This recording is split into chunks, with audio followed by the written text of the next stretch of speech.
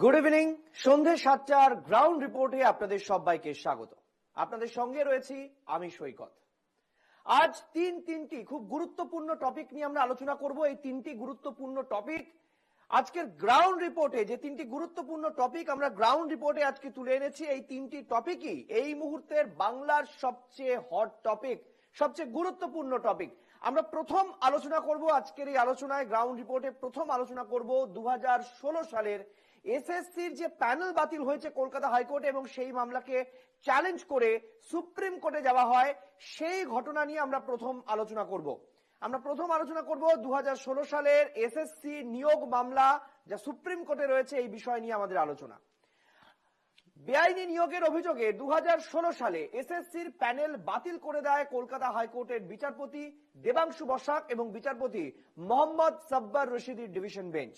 সঙ্গে হাইকোর্টের division bench নির্দেশ দেয় অর্ডারের পর 4 সপ্তাহের মধ্যে 13% সুদ সহ বেতন ফেরাতে হবে চাকরি প্রাপকদের। কিন্তু প্যানেল বাতিল হওয়ায় চাকরি হারিয়েছেন বহু যোগ্য প্রার্থী। হাইকোর্টের রায়কে চ্যালেঞ্জ করে পাল্টা সুপ্রিম কোর্টে মামলা করে রাজ্য। সেখান থেকে সুপ্রিম কোর্টে চলছে জোর সওয়াল জবাব। এই নিয়ে বিস্তারিত আলোচনায় যাব, কিন্তু তার আগে দেখে নেব 22 এপ্রিল 2024 হাইকোর্টের রায়ে যারা চাকরি হারিয়েছিলেন তারা ঠিক কি বলছেন, দেখুন।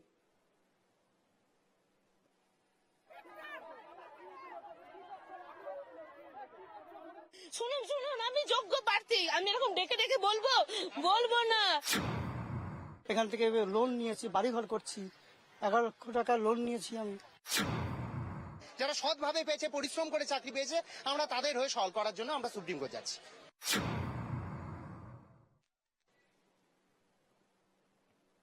এবার চলুন দেখে নেওয়া যাক সুপ্রিম কোর্টে 27শে জানুয়ারি শুনানির দিকে। 27শে জানুয়ারি শুনানিতে সুপ্রিম কোর্টে ঝুলে রয়েছে 26,000 চাকরি হারাদের ভবিষ্যৎ।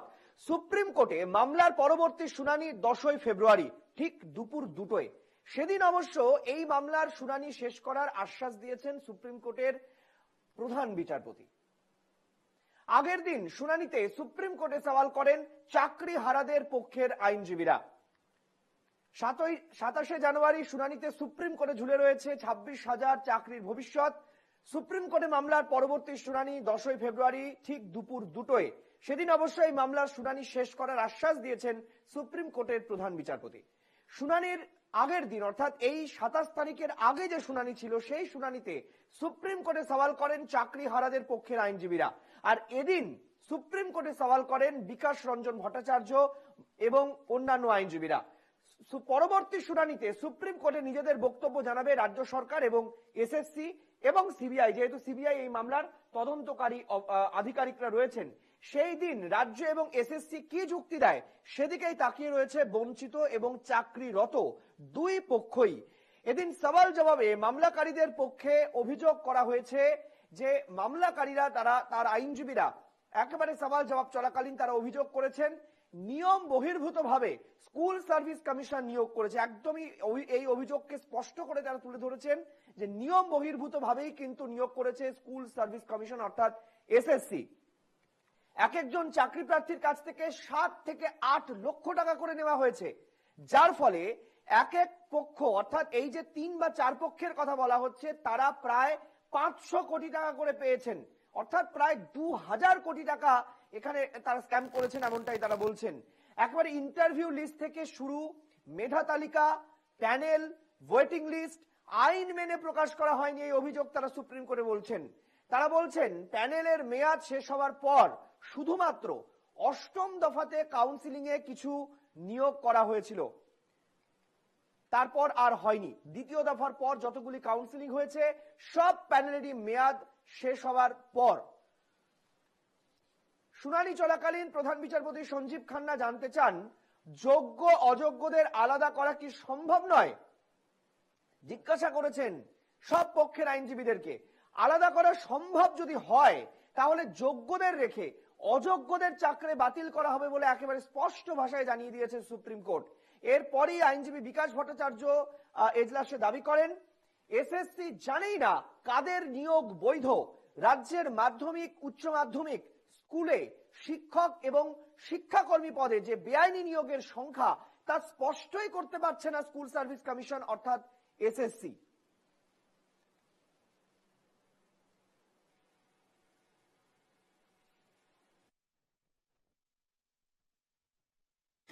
সেগ্রিগেশন সম্ভব না, সমস্ত প্রসেসটা ইল্লিগাল হয়েছে। সেজন্যই যখন কোনো প্রসেস ইল্লিগাল হয় তখন সেখান থেকে ভালো মন্দ বাঁচা যায় না। এটা আমাদের দুর্ভাগ্য যে কিছু ভালো ছেলেমেয়ে হয়তো ক্ষতিগ্রস্ত হয়েছে।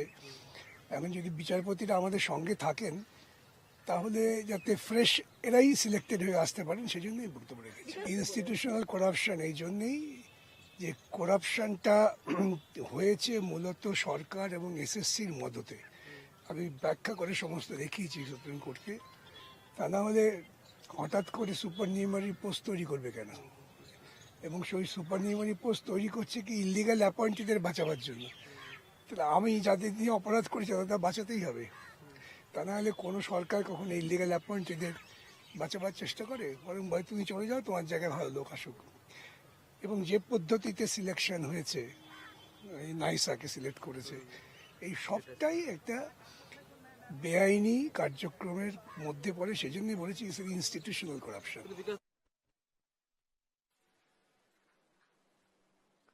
বিকাশ ভট্টাচার্য স্পষ্ট ভাষায় বলছেন এটা ইনস্টিটিউশনাল করাপশন, অর্থাৎ কোথাও রাজ্যের মদতেই বা রাজ্যের ইচ্ছেতেই রাজ্যের দ্বারাই এই দুর্নীতি করা হয়েছে।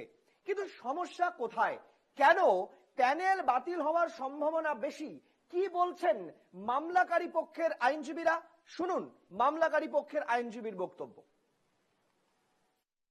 এই যে স্কুল সার্ভিস কমিশন এবং বোর্ড যে ডাটা দিয়েছে এই সুপ্রিম কোর্টের সামনে, সেই ডাটাও মিসম্যাচ রয়েছে।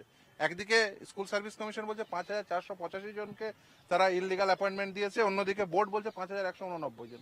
এখানে দেওয়া ডাটারই তো মিসম্যাচ রয়েছে। তাহলে এই সেগ্রিগেশন কি করে পসিবল? শুধু তাই নয়, তারা যে এই যে ধরুন আইন মেনে তারা এই লিস্টই প্রকাশ করেনি। টোটাল প্যানেল ক্যান্সেলের ক্ষেত্রে আজকে যারা বলেছেন তারা মূলত এই প্যানেল ক্যান্সেলের ক্ষেত্রে বলেছেন। কিন্তু আমরা মনে করি যে যোগ্য অযোগ্যর যে বিষয়টা নিয়ে দীর্ঘ পৃথকীকরণের দাবিটা ছিল সেটা সম্ভব। টোটাল প্যানেল ক্যান্সেল হলে শিক্ষার উপর যেমন একটা বড় আঘাত পড়বে, তেমনি যারা যোগ্যতার সঙ্গে চাকরি দিয়েছে, এতদিন আগে পরীক্ষা হয়েছে, তারা আজকের দিনে তাদের স্ট্যাটাস, তাদের পারিবারিক সম্মান সবটা মিলে এটা বিরাট ক্ষতিগ্রস্ত হবে। ফলে সিজিআই বা কোর্ট তার আইনি মাফিক তার কাজ করবে নিশ্চয়ই 10 তারিখ সেরকম একটা। যতটুকু মনে হয়েছে যে আগামী দিনে সিগ্রিগেশনের জায়গায় হয়তোবা তিনি যাবেন।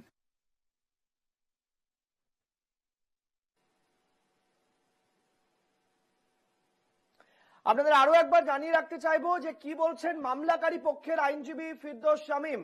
বলছেন স্কুল সার্ভিস কমিশন এবং বোর্ড যে তথ্য দিয়েছে সেই তথ্যে বিরাট জাগলারি রয়েছে, সেই তথ্য সঠিক নয়। স্কুল সার্ভিস কমিশন এবং বোর্ড যে তথ্য দিয়েছে সুপ্রিম কোর্টের সামনে আসছে সেই তথ্যে অসঙ্গতি রয়েছে। স্কুল সার্ভিস কমিশন বলছে 5,487 জনকে বেআইনি নিয়োগ দেওয়া হয়েছে, আর বোর্ড বলছে 5,189 জনের কথা। তাহলে কে সত্যি বলছেন? আপনাদের আবারও একটু মনে করিয়ে দেব, যেটা আপনাদের একদম প্রথম গ্রাফিক্সে আপনাদেরকে আমরা দেখিয়েছি যে 27শে জানুয়ারি এই 26,000 যে চাকরি প্রার্থীর ভবিষ্যৎ, সেই চাকরি প্রার্থীর ভবিষ্যৎ কিন্তু ঝুলে রইল। সুপ্রিম কোর্টে তার পরবর্তী শুনানি 10ই ফেব্রুয়ারি ঠিক দুপুর 2টোয়। সেদিন অবশ্য সুপ্রিম কোর্ট আশ্বাস দিয়েছে যে সেদিনই তারা মামলার শুনানি শেষ করবেন এবং রায় পরবর্তীতে করবেন বা সেদিনই করতে পারেন। এক্ষেত্রে যেটা সবচেয়ে গুরুত্বপূর্ণ হয়ে উঠে আসছে যে বিকাশ রঞ্জন ভট্টাচার্য এবং ফিরদৌস শামীমরা যা বলছেন, অর্থাৎ মামলাকারী পক্ষের যারা আবেদনকারী, তারা কিন্তু বলছেন যে এই যে নিয়োগ হয়েছে এই নিয়োগে যোগ্য অযোগ্য বাছাই করা সম্ভব নয়। যারা অযোগ্য তারা যোগ্য হিসেবে একেবারে ঢুকে রয়েছেন, আবার যারা যোগ্য তারা অযোগ্যের তালিকায় ঢুকে গেছেন। এইটাকে এই মুহূর্তে এসএসসি বা বোর্ড কেউই তাদেরকে সেগ্রিগেট করতে পারছেন না, আলাদা করতে পারছেন না, খই থেকে ধান বাঁচতে পারছেন না। স্বাভাবিকভাবেই এই প্যানেলকে যেভাবে হাইকোর্ট বাতিল করেছিল সুপ্রিম কোর্টও সেই প্যানেলকে বাতিল করে দিক। কিন্তু সুপ্রিম কোর্ট প্রশ্ন করে, প্রধান বিচারপতি জানতে চান যে সত্যি কি যোগ্য অযোগ্যকে আলাদা করা সম্ভব? সেখানে কিন্তু তিনি পরিষ্কার বলে দিয়েছেন, সুপ্রিম কোর্টের প্রধান বিচারপতি সঞ্জীব খান্না তিনি বলেছেন যে যদি যোগ্যদের আলাদা করা সম্ভব হয় তাহলে অযোগ্যদের চাকরি যাবে, এই ইঙ্গিত তিনি 27 তারিখেই দিয়ে দিয়েছেন। এবার আপনাদেরকে পরবর্তী ক্ষেত্রে যেটা দেখানোর চেষ্টা করব, খুব ইম্পর্টেন্ট বিষয়, যে এদিকে বিকাশ ভট্টাচার্যের চাকরি বাতিল নিয়ে তীব্র সমালোচনা করছে তৃণমূল কংগ্রেস। তারা বলছেন, তৃণমূল কংগ্রেসের রাজ্য সাধারণ সম্পাদক কুণাল ঘোষ বলছেন যে এটা একেবারেই রাজনৈতিক খেলা, বিকাশ বাবুদের রাজনৈতিক খেলা। দেখুন, বিকাশবাবুদের উদ্দেশ্য, সিপিএম এর উদ্দেশ্য হচ্ছে গোটা প্যানেল বাতিল করো, বন্ধ করে দাও, চাকরি আটকে দাও, এই দিয়ে তারা রাজনীতি করতে চান। এখন এসএফআই এর ছেলে কিছু যদি বুঝতে পেরে থাকে তারা যে এই করে ছেলেদের সর্বনাশ করা হচ্ছে, তারা বলবে প্রতিবাদ।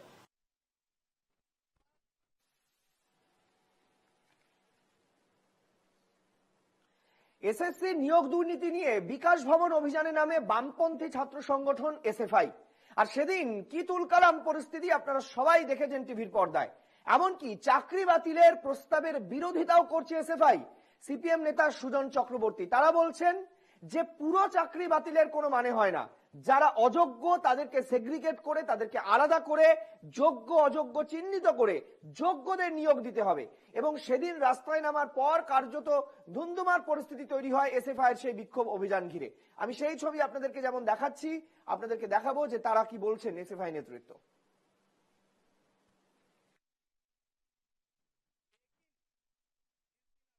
স্বাভাবিকভাবেই বিকাশবাবু একজন স্বনামধন্য অ্যাডভোকেট, আইনজীবী। উনি আইনজীবীর জায়গা থেকে ওনার যা মনোভাব, সেই মনোভাব উনি হয়তো রেখেছেন। উনি সেটা বলতে পারবেন যে কোন আইনের কোন প্রেসিডেন্স ইত্যাদি কি কি জায়গা আছে, সেগুলো আমাদের জানার কথা নয়, 1 নম্বর।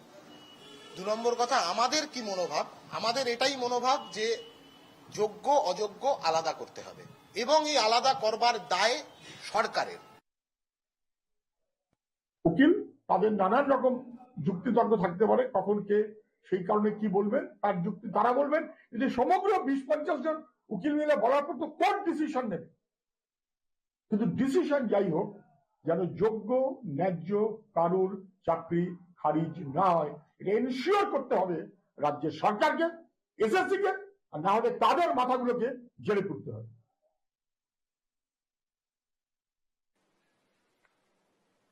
অর্থাৎ বিকাশ রঞ্জন ভট্টাচার্য যা বলছেন, এসএফআই যা বলছে সম্পূর্ণ আলাদা। বিকাশ বাবু বলছেন যে যারা যোগ্য অযোগ্য সেটার দায়িত্ব হচ্ছে, সেটাকে সেগ্রিগেট করার দায়িত্ব হচ্ছে বোর্ডের, এসএসসির। কিন্তু তারাই যদি সেগ্রিগেট করতে না পারেন তাহলে যোগ্য অযোগ্যের বিচার হবে কিভাবে? এবং সেই কারণে তিনি বলছেন অবিলম্বে সমস্ত প্যানেলটাই বাতিল করে দিতে হবে, ঠিক যেভাবে কলকাতা হাইকোর্টের ডিভিশন বেঞ্চ এই প্যানেল বাতিল করে দেয়। এখন প্রশ্ন অন্য জায়গায়। প্রশ্ন হচ্ছে এসএফআই অর্থাৎ ছাত্রদের ইস্যু নিয়ে যারা আন্দোলন করছেন, যারা এই শিক্ষা জগৎ নিয়ে আন্দোলন করছেন, এই বামপন্থী সংগঠন, তারা পরিষ্কার বলছেন যে না, যোগ্য অযোগ্য আলাদা করে সেটাকে সেগ্রিগেট করে যারা যোগ্য তাদেরকে চাকরি দিতে হবে। এবার আপনাদেরকে দেখাবো তাদের বিভিন্ন, অর্থাৎ যারা এই আইনজীবী রয়েছেন বিভিন্ন পক্ষের, তারা বিভিন্ন হলফনামা থেকেই জানতে পেরেছেন যে 10,750 জনের বেআইনি নিয়োগের হিসেব সুপ্রিম কোর্টে পেশ করেছে বঞ্চিত চাকরি প্রার্থীদের আইনজীবীরা। তবে তারা এও বলছেন এটি একটি আপাতত হিসেব, এটি একটি আপাতত হিসেব। আদতে বেআইনি ভাবে কতজন নিযুক্ত হয়েছেন সেই হিসেব এসএসসি দিতে পারবে, যেটা আপনাদের একটু আগেই বলছিলাম। বঞ্চিত চাকরি প্রার্থীদের আইনজীবী সুদীপ্ত দাশগুপ্ত জানিয়েছেন এসএসসি হাইকোর্ট এবং সুপ্রিম কোর্টে একাধিকবার তথ্য দিয়েছে। এসএসসি হাইকোর্ট এবং সুপ্রিম কোর্টে একাধিকবার তথ্য দিয়েছেন। শীর্ষ আদালতে এসএসসি লিখিতভাবে জানিয়েছে নবম দশম শ্রেণীর শিক্ষক নিয়োগের ক্ষেত্রে উত্তরপত্রে গরমিল আছে 808 জনের। নিয়োগ তালিকায় অর্থাৎ প্যানেলে র্যাঙ্ক জাম্প করে চাকরি পেয়েছেন 74 জন। ওয়েটিং লিস্ট থেকে এবং প্যানেলের বাইরে চাকরি পেয়েছেন 111 জন। প্যানেলের মেয়াদ ফুরোনোর পর চাকরি পেয়েছেন 127 জন। দ্বাদশ একাদশের ক্ষেত্রে, যেটা আগে বলছিলাম এটা নবম দশম, এবার একাদশ দ্বাদশের শিক্ষক পদে উত্তরপত্রে গরমিল আছে 772 জনের। প্যানেলের ক্রমপর্যায় টপকে চাকরি পেয়েছেন 20 জন। ওয়েটিং লিস্ট থেকে এবং প্যানেলের বাইরে বেরিয়ে চাকরি পেয়েছেন 18 জন। প্যানেলের মেয়াদ ফুরানোর পরে একাদশ দ্বাদশের শিক্ষক পদে কতজন চাকরি পেয়েছেন তা এখনো এসএসসি জানায়নি। এদিকে গ্রুপ সি অর্থাৎ শিক্ষাকর্মী পদে উত্তরপত্রে গরমিল, প্যানেলের ক্রমপর্যায় টপকে ওয়েটিং লিস্ট এবং প্যানেল বহির্ভূত প্রার্থী মেয়াদ উত্তীর্ণ প্যানেল থেকে যথাক্রমে 782 জন, 132 জন, 249 জন এবং 381 জন চাকরি পেয়েছেন। গ্রুপ ডি পদে উপরিউক্ত নানা গরমিলে যথাক্রমে 1911 জন, 237 জন, 371 জন এবং 609 জন চাকরি পত্র পেয়েছেন বা চাকরি পেয়েছেন। বুঝতে পারছেন? তাহলে এই যে শুধুমাত্র গরমিলে চাকরি পাওয়া, দুর্নীতি করে চাকরি পাওয়া, তার হিসেব এখনো পর্যন্ত প্রায় 11,000। তার একটা প্রাথমিক অঙ্ক আপনাদের কাছে আমরা তুলে ধরার চেষ্টা করলাম। শোনাবো সুদীপ্ত দাশগুপ্ত আইনজীবী কি বলছেন।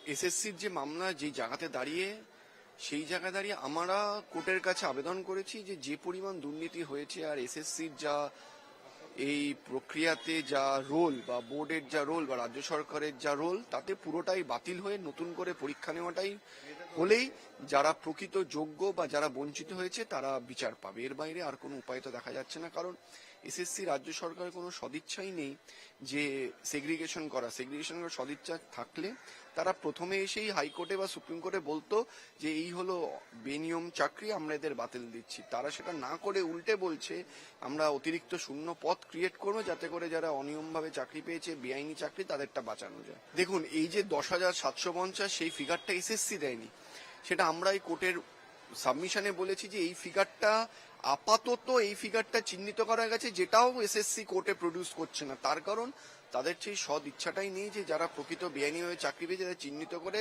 বাতিল করা। এই ফিগারটাও এসএসসি দিচ্ছে না, তাদের পরিষ্কার যে এসএসসি চায় না যে সেগ্রিগেশন হোক। 10,700 যেগুলো বলা হয়েছে তৈরি করা খবর, এই খবর একেবারে ভিত্তিহীন এবং যে খবরটা এসছে সেই খবরটা আসলে হাইকোর্টে যে অপোনেন্ট লয়াররা যারা এটাকে বাড়াচ্ছেন তারা একটা মানে একদম ভিত্তিহীন কথা বলছেন এবং সেটাই একেবারে সেটাকে বিশ্লেষণ না করে, সেটা সত্যতা যাচাই না করে, তার জন্য আমরা সেই খবর মানে সেটার জন্য ভীষণ মাত্রায় অসন্তুষ্ট বিষয়টা। তার কারণ এইটা টোটালি ফলস নিউজ, এই সংখ্যাটাও পরিসংখ্যানটাও টোটালি ভুল। যারা এতদিন ধরে আমাদের সঙ্গে খবর করছেন, এতদিন ধরে এত খবর করলেন, আজকে হঠাৎ করে কার কথা শুনে এই খবরটা করলেন আমাদের মাথায় কিছু ঢুকলো না। কে সুদীপ্ত বাবু? কে উনি? কে সুদীপ্ত বাবু? কে সিবিআই এর বাপ? সিবিআই এর কেউ? তা নয়। তাহলে যে কোনো বাবু হয়, আমি কাউকে চিনি না। লয়াররা অনেক কথা বলছেন, লয়ারদের বক্তব্য তারা তো সবটাই বলেছেন। তারা বলেছেন পুরো প্যানেলটাই দুর্নীতিগ্রস্ত, পুরো সিস্টেমেটিক ফ্রড, বহু কিছু বলেছেন। তাদের বক্তব্যটাই তো সত্য নয়। আমি তাহলে একটা কথা বলে দিচ্ছি, আমি আজকে বলে দিচ্ছি, তাহলে সেটাই সত্য করে সবাই মেনে নিক। একজন লয়ার তার মিথ্যাচারকে প্রতিষ্ঠা করার জন্য যা কিছুই বলবে আর সেটাই সর্বৈব সত্য হয়ে ছেপে দেবে, এটা তো মানে সন্তোষজনক নয়। এটা একেবারেই। আপনাদের আরো একবার একটু দেখাতে চাইবো যে কার্যত আপনারা পরিষ্কার দেখতে পাচ্ছেন যে সুদীপ্ত বাবু অর্থাৎ আইনজীবী এবং যারা আন্দোলন করছেন ওয়াই চ্যানেলে বসে, তাদের বক্তব্যে কোনো মিল নেই। অর্থাৎ কোথাও একটা হযবরল পরিস্থিতি হয়ে রয়েছে। চাকরি প্রার্থীরা যা বলছেন, আইনজীবীরা তা উল্টো কথা বলছেন। এসএফআই যা বলছেন, বিকাশবাবু অন্য কথা বলছেন। হাইকোর্টে এসএসসি যা বলছে, সুপ্রিম কোর্টে গিয়ে অন্য কথা বলছে। তাহলে গোটা বিষয়টা কার্যত হযবরল হয়ে রয়েছে। কিন্তু আপনাদের আরো একবার জানানোর চেষ্টা করব যে আইনজীবীদের পক্ষ থেকে দেওয়া যে পরিসংখ্যান, এসএসসি, হাইকোর্ট এবং সুপ্রিম কোর্টে একাধিকবার তথ্য দিয়েছেন। এটা দাবি করছেন কারা? সুদীপ্ত বাবু। শীর্ষ আদালতে এসএসসি লিখিতভাবে জানিয়েছে নবম দশম শ্রেণীর শিক্ষক নিয়োগের ক্ষেত্রে উত্তরপত্রে গরমিল আছে 808 জনের। নিয়োগ তালিকায় মানে প্যানেলে র্যাঙ্ক জাম্প করে চাকরি পেয়েছেন 74 জন। ওয়েটিং লিস্ট অর্থাৎ যারা প্রথম পর্বে চাকরি না হলে যারা দ্বিতীয় পর্বে চাকরি পাবেন সেই ওয়েটিং লিস্ট এবং প্যানেল বহির্ভূতভাবে মানে প্যানেলের বাইরে থেকে চাকরি পেয়েছেন 111 জন। প্যানেলের মেয়াদ ফুরানোর পর অর্থাৎ একটা প্যানেলের যে মেয়াদ থাকে সেই মেয়াদ ফুরানোর পরেও চাকরি পেয়েছেন 127 জন। এটা গেল নবম দশমের ক্ষেত্রে, এসএসসি নবম দশমের ক্ষেত্রে। এবার আপনাদেরকে দেখাবো একাদশ দ্বাদশ অর্থাৎ 11-12 এর ক্ষেত্রে, এসএসসির ক্ষেত্রে শিক্ষক পদে উত্তরপত্রে গরমিল আছে 772 জনের। প্যানেলের ক্রমপর্যায় টপকে চাকরি পেয়েছেন 20 জন ওয়েটিং লিস্ট থেকে, এবং প্যানেলের বাইরে থেকে চাকরি পেয়েছেন 18 জন। প্যানেলের মেয়াদ ফুরানোর পরে একাদশ দ্বাদশের শিক্ষক পদে কতজন চাকরি পেয়েছেন তা এখনো এসএসসি জানাতেই পারেনি। এছাড়াও একাদশ দ্বাদশের ক্ষেত্রে, নবম দশমের ক্ষেত্রে গ্রুপ সি শিক্ষাকর্মী পদে উত্তরপত্রে গরমিল, প্যানেলের ক্রমপর্যায় টপকে ওয়েটিং লিস্ট এবং প্যানেলের বহির্ভূত প্রার্থী মেয়াদ উত্তীর্ণ প্যানেল থেকে চাকরি পেয়েছেন যথাক্রমে, সংখ্যাগুলো একবার দেখুন, 782, 132, 249, 381 জন চাকরি পেয়েছেন। গ্রুপ ডি ক্লারিক্যাল পদে, গ্রুপ ডি অর্থাৎ গ্রুপ সির পরের পদে তারা যারা চাকরি পেয়েছেন, উপরিউক্ত নানা গরমিলে ওই একই ধরনের গরমিলে চাকরি পেয়েছেন ওই ক্রমপর্যায় অনুযায়ী 1911 জন, 237 জন, 371 জন এবং 609 জন চাকরি পেয়েছেন। একবার ভাবুন অবস্থা। আমি আপনাদেরকে আরো একবার শোনাবো সুদীপ্ত বাবু কি অভিযোগ করছেন, সুদীপ্ত বাবু কি বলেছেন সুপ্রিম কোর্টে, আর এই চাকরি প্রার্থী মেহবুব তিনি কি অভিযোগ করছেন। দুটো অভিযোগ পরস্পর আপনাদেরকে আরেকবার শোনাবো, বুঝুন যে সমস্যাটা কোথায়, দুজন দু রকমের কথা বলছেন। দেখুন, এসএসসির যে মামলা যেই জায়গাতে দাঁড়িয়ে, সেই জায়গা দাঁড়িয়ে আমরা কোর্টের কাছে আবেদন করেছি যে পরিমাণ দুর্নীতি হয়েছে আর এসএসসির যা এই প্রক্রিয়াতে যা রোল বা বোর্ডের যা রোল বা রাজ্য সরকারের যা রোল, তাতে পুরোটাই বাতিল হয়ে নতুন করে পরীক্ষা নেওয়াটাই হলেই যারা প্রকৃত যোগ্য বা যারা বঞ্চিত হয়েছে তারা বিচার পাবে। এর বাইরে আর কোনো উপায় তো দেখা যাচ্ছে না, কারণ এসএসসি রাজ্য সরকারের কোনো সদিচ্ছাই নেই যে সেগ্রিগেশন করার সদিচ্ছা থাকলে তারা প্রথমে এসেই হাইকোর্টে বা সুপ্রিম কোর্টে বলতো যে এই হলো বেনিয়ম চাকরি, আমরা এদের বাতিল দিচ্ছি। তারা সেটা না করে উল্টে বলছে আমরা অতিরিক্ত শূন্য পদ ক্রিয়েট করবো যাতে করে যারা অনিয়মভাবে চাকরি পেয়েছে, বেআইনি চাকরি, তাদেরটা বাঁচানো যায়। দেখুন, এই যে 10,750 সেই ফিগারটা এসএসসি দেয়নি, সেটা আমরা এই কোর্টের সাবমিশনে বলেছি যে এই ফিগারটা আপাতত এই ফিগারটা চিহ্নিত করা গেছে, যেটাও এসএসসি কোর্টে প্রডিউস করছে না। তার কারণ তাদের সেই সদ ইচ্ছাটাই নেই যে যারা প্রকৃত বেআইনি হয়ে চাকরি পেয়েছে তাদের চিহ্নিত করে বাতিল করা। এই ফিগারটাও এসএসসি দিচ্ছে না, তাদের পরিষ্কার যে এসএসসি চায় না যে সেগ্রিগেশন হোক।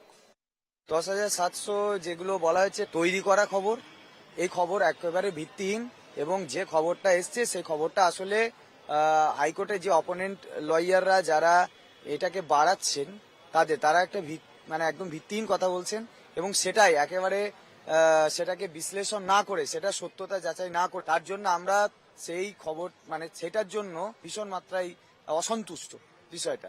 তার কারণ এইটা টোটালি ফলস নিউজ, এই সংখ্যাটাও পরিসংখ্যানটাও টোটালি ভুল। যারা এতদিন ধরে আমাদের সঙ্গে খবর করছেন, এতদিন ধরে এত খবর করলেন, আজকে হঠাৎ করে কার কথা শুনে এই খবরটা করলেন আমাদের মাথায় কিছু ঢুকলো না। কে সুদীপ্ত বাবু? কে উনি? কে সুদীপ্ত বাবু? কে সিবিআই এর বাপ? সিবিআই এর কেউ? তা নয়। তাহলে যে কোনো বাবু হয়, আমি কাউকে চিনি না। লয়াররা অনেক কথা বলছেন, লয়ারদের বক্তব্য তারা তো সবটাই বলেছেন। তারা বলেছেন পুরো প্যানেলটাই দুর্নীতিগ্রস্ত, পুরো সিস্টেমেটিক ফ্রড, বহু কিছু বলেছেন। তাদের বক্তব্যটাই তো সত্য নয়। আমি তাহলে একটা কথা বলে দিচ্ছি, আমি আজকে বলে দিচ্ছি, তাহলে সেটাই সত্য করে সবাই মেনে নিক। একজন লয়ার তার মিথ্যাচারকে প্রতিষ্ঠা করার জন্য যা কিছুই বলবে আর সেটাই সর্বৈব সত্য হয়ে ছেপে দেবে, এটা তো মানে সন্তোষজনক নয়। এটা একেবারেই অবাঞ্ছিত একটা বিষয়। একদম আমরা আশার আলো প্রথম থেকেই রেখেছি, কারণ হাইকোর্টে যেটা হয়েছে সেটা আমাদের সেটা একটা অন্যায় বিচার করা হয়েছে, এবং সুপ্রিম কোর্টে আমরা আশাবাদী যে আমরা ওখান থেকে ন্যায় বিচার পাবো। যে অন্যায়টা হাইকোর্টে হয়েছে সেটা সুপ্রিম কোর্টে হবে না, এবং তার যথেষ্ট তথ্য আমাদের কাছেও রয়েছে, এসএসসির কাছেও রয়েছে। এসএসসি যদি দেয় সেগুলো খুব ভালো, না হলে আমরাও বিকাশবাবু যেগুলো বলেছেন সেগুলো আমরাও ডিফেন্ড করতে পারবো, আমাদের উকিলও পারবে সেটা। হ্যাঁ, তাদের নামগুলো পাবলিশ করা হোক না সেই 10,000-এর। কোথাও কি সেটা করা হয়েছে যে 10,000 এই লিস্টের মধ্যে বেআইনি নিয়োগ রয়েছে? সেটা কি কোথাও পেয়েছেন আপনারা? আমরা পাইনি। যেটা সিবিআই দিয়েছে সেই তথ্য অনুযায়ী রয়েছে। যে 9, 10, 11, 12 গ্রুপ সি গ্রুপ ডি কত পার্সেন্ট হয়েছে, কিন্তু এইটা যেটা বলা হচ্ছে কেউ 10,000 বলছে, কেউ 12,000 বলছে, কেউ 18,000 বলছে, এগুলো সব অনুমানের ভিত্তিতে, যে অনুমান করা হচ্ছে যে আরো থাকতে পারে সেই হিসেবে তারা বলা হচ্ছে, কিন্তু এর তো কোনো প্রমাণ তো নেই। যেমন সিবিআই যে লিস্ট দিয়েছে সেই রকম এই 10,000-এর কি কোনো লিস্ট এসএসসি বা অন্য কোনো কোথাও থেকে কি পাওয়া গেছে? আমাদের তো মনে হয় না। ফলে ওটাকে আমরা খুব বেশি গুরুত্ব দিচ্ছি না। সমাজ তৈরির কারিগর শিক্ষক, সেই শিক্ষকদের এখন কার্যত বাঁকা নজরে দেখছেন অনেকে। যারা যোগ্য শিক্ষক তাদেরকে অনেকে ভাবছেন এই মাস্টারমশাই বোধহয় টাকা দিয়ে চাকরি পেয়েছেন। ঠিক নয়, কারণ এই অযোগ্যের ভিড়ে যোগ্যরা কিন্তু আজ অপমানিত হচ্ছেন। এমনই এক শিক্ষিকা ইয়ালি মণ্ডল, তিনি তার কষ্টের কথা তুলে ধরলেন এনকেটিভি বাংলায়। দেখুন। আমরা আশাবাদী, আমরা প্রথম দিন থেকে লড়াই করছি। আমাদের হাইকোর্ট আমাদের সঙ্গে যে অন্যায়টা করা হয়েছে, আমরা আশা করছি সুপ্রিম কোর্টে এত বড় অন্যায় আমাদের সঙ্গে হবে না, কারণ আমরা নির্দোষ। এই প্যানেলে প্রথম থেকে কোথায় কি দুর্নীতি হয়েছে, এসএসসি কোথায় কাকে মানে কোন কমিটিকে কিসের জন্য নিযুক্ত করেছে সে সম্পর্কে আমরা কিছুই জানতাম না। আমরা পরীক্ষা দিয়েছি, আমরা ফেয়ারলি রিক্রুটেড হয়েছি, আমরা পরীক্ষায় পাশ, লিখিত পরীক্ষায় পাশ করেছি, ইন্টারভিউ দিয়ে আমরা চাকরি করছি। আজকে 6 বছর হয়ে গেল, আমাদের 6 বছর পূর্ণ হলো আমাদের চাকরি। আজকে 6 বছর পরে যদি আমাদেরকে এসে বলা হয় যে এসএসসি অমুক জায়গায় দুর্নীতি করেছে বলে আপনারা দায়ী, আপনাদের তার জন্য প্যানেল ক্যান্সেল করা হয়েছে, এটা তো ফেয়ার যুক্তি নয়, এটা তো হতে পারে না। আমরা এখানে কোথাওই ছিলাম না, আমরা প্রথম দিন থেকে এখানে কোথাও ছিলাম না। ইভেন আমাদের রিক্রুটমেন্ট হয়েছে 18 সালে, 19 সালে, আমাদের হয়েছে 18-19-19-এর মধ্যে রিক্রুটমেন্ট কমপ্লিট হয়ে গেছে। ইভেন কেসটা হয়েছে 2021 সালে। তো এখানে এটার তো কোনো যৌক্তিকতাই নেই, প্রথম থেকেই এটার কোনো যৌক্তিকতা নেই। আমরা এখানে প্রথম থেকেই কোথাও ছিলামই না। আমরা এতজন ক্যান্ডিডেট, আমাদের 9-10-এ দুর্নীতির সংখ্যা 8%, 8.4%। আমরা 92% হচ্ছি আমরা ফ্রেশ ক্যান্ডিডেট।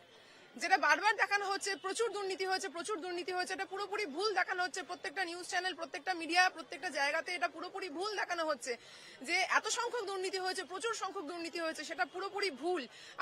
আমরা ফেয়ার ক্যান্ডিডেট 9-10-এ হচ্ছে 92%, 11-12-এ ফেয়ার ক্যান্ডিডেটের সংখ্যা হচ্ছে 86%। এবার আপনারাই বলুন 86% আর 92%কে কি পুরোটা জালি বলা যায়? আমরা এতজন ফেয়ার, ইভেন সিবিআই এর রিপোর্ট, বাক কমিটির রিপোর্টে কোথাও আমাদের কোনো জায়গাতে আমাদের কোনো নাম নেই। সেখানে কিছু লয়ার কি করে বলছেন যে এরা পুরোটাই জালি, পুরোটাই দুর্নীতি করে চাকরি পেয়েছে, পুরোটাই টাকা দিয়ে চাকরি পেয়েছে। এটা কখনো সম্ভব? কোনো সুস্থ মানুষও তো এটা বলতে পারবে না যে একটা প্যানেলে পুরোটাই দুর্নীতি হয়েছে।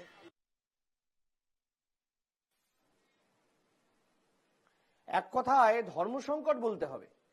গোটা বিষয়টা এখন কার্যত আন্দোলনকারীরা তারা বলছেন যে তারা যোগ্য, তাদেরকে অযোগ্য জোর করে বানিয়ে দেওয়ার চেষ্টা করা হচ্ছে। একদল আইনজীবী তাদেরকে অযোগ্য বলে দিচ্ছেন। এরকম ঘটনা গত কয়েক বছর ধরে 2020 সালের পর থেকে বাংলার বুকে রোজ দেখছি। চাকরি প্রার্থীদের চোখের জল, কান্না, তাদের অসহায়তা। এই অসহায়তা কোথাও শেষ হওয়া দরকার।